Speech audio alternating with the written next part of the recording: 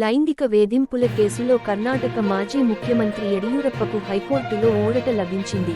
POCSO కేసుకు సంబంధించి తదుపరి విచారణ జరిగే జూన్ 17 వరకు ఆయనను అరెస్టు చేయకూడదని ఆదేశించింది. మైనర్ బాలికను వేధించారనే ఆరోపణపై నమోదైన పోక్సో కేసులో బెంగళూరు కోర్టు మాజీ ముఖ్యమంత్రిపై నాన్ బెయిలబుల్ వారెంట్ జారీ చేసింది.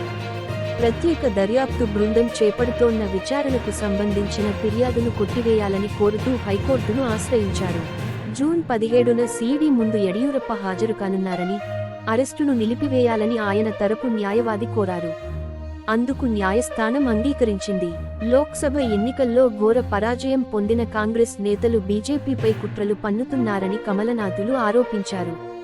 మానసిక స్థితి సరిగా లేని మహిళ ఇచ్చిన ఫిర్యాదు ఆధారంగా యడియూరప్పను అరెస్టు చేయడానికి ప్రయత్నిస్తోందని మండిపడింది.